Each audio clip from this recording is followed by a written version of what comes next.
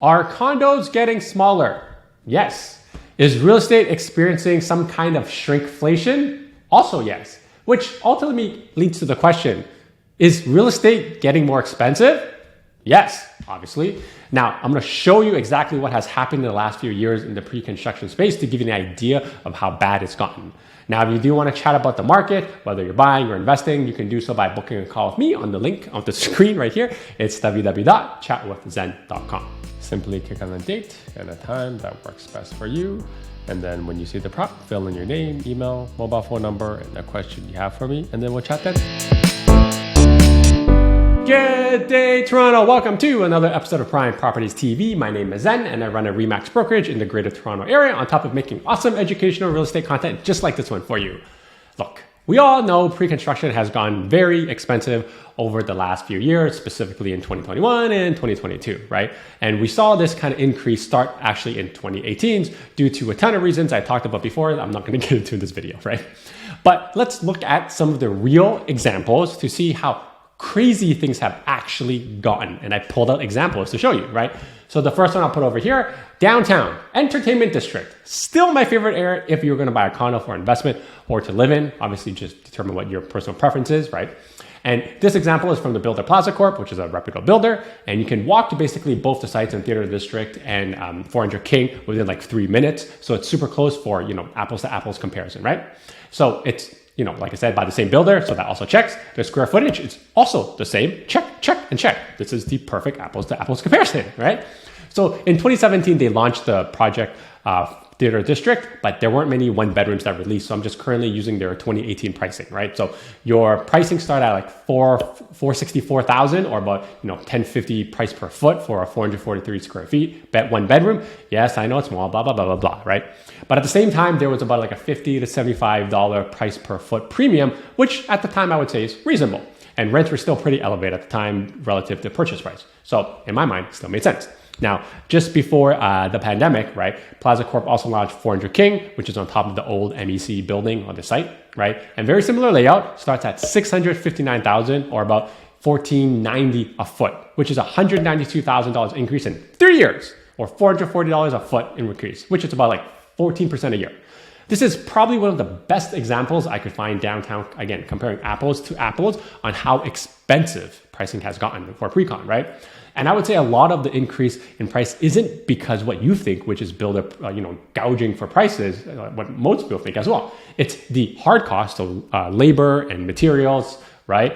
And taxes going up. Now, anyone who bought in Theatre District arguably did very well relative to, what they launched 400 King Street West at. But here's where, that thinking falls apart and where a lot of people who bought pre-con falls apart. And people kind of grill me about this all the time, but it's true. So if 400 King were to close today, I do not think you're getting the appraisal for that price. Meaning the purchase price, right, it's higher than the market value currently right now. So it's closing in 2023. And do I think the market value will get there? Probably, actually. I do believe so. But would the investors have made any money on it knowing that they bought it 2 years ago and we'll have to wait another 3 years? Probably not, right? You bought future pricing and prices aren't going up. So if you buy resale and prices get to where I think they will be in 2023 for what the building sold for, then you would make money. But, that's kind of been the arbitrage in downtown for the last 3 years that a lot of people haven't listened to, but, to each their own, right? However, you have to balance that with obviously like tenants, closing, et cetera, et cetera. So that's why there's no kind of one size fit all answer for everybody because it really just depends on your circumstance, which is like with most things, real estate. So overall, I think 400 King will be fine. I don't think there will be much profits come closing for anyone who kind of speculated it on it, right?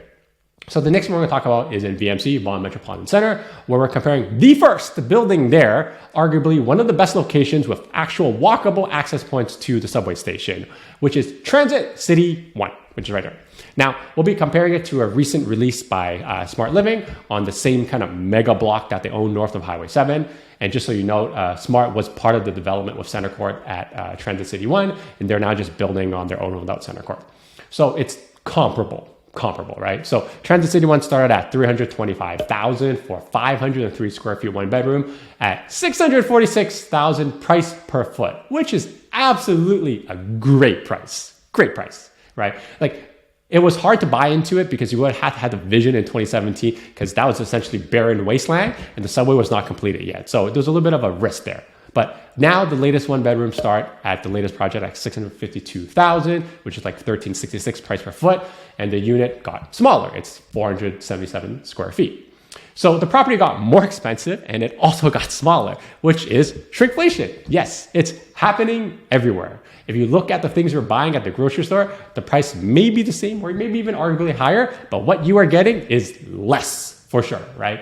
So the price has essentially doubled in the last 5 years. Size is down about 26 square feet. Your price per foot is up $720 a foot or 23% a year, which is wild. It's gotten really expensive. And rents are like a bit up, but not so much right now because there's a lot of supply at VMC because there are tons of buildings that are finishing, right?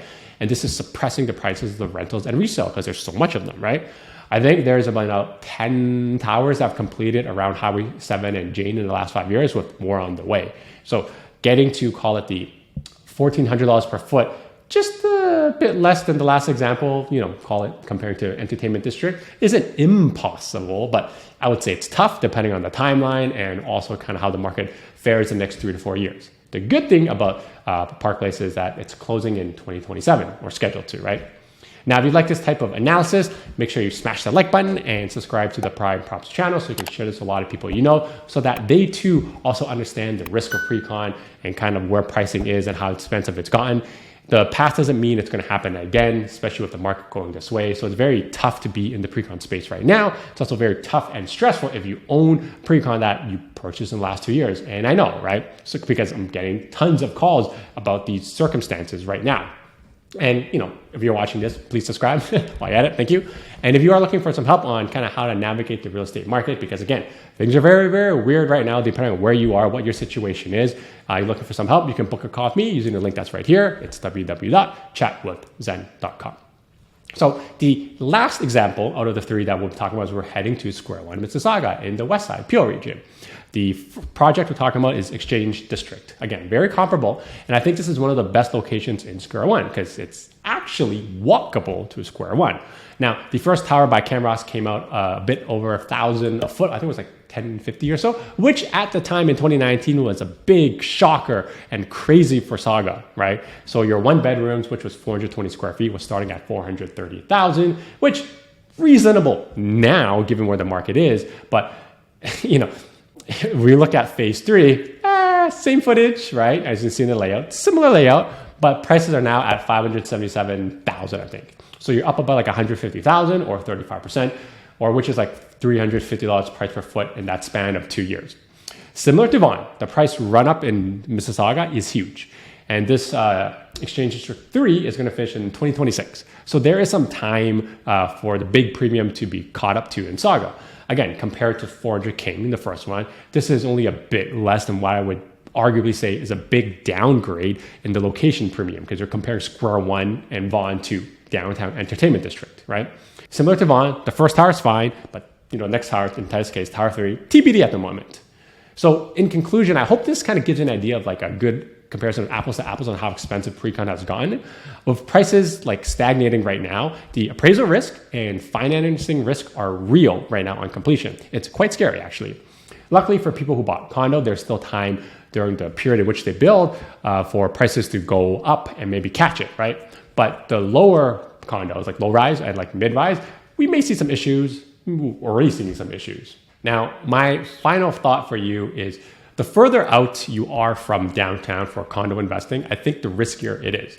A lot of people in the last 2 years kind of due to pandemic behavior sprawled out for condos in a 905 for investing because the prices were rising too quickly and the 905 was still, call it, investable because the price tag was lower, right? Even though they increased marginally the most. But that isn't why you should be buying and investing.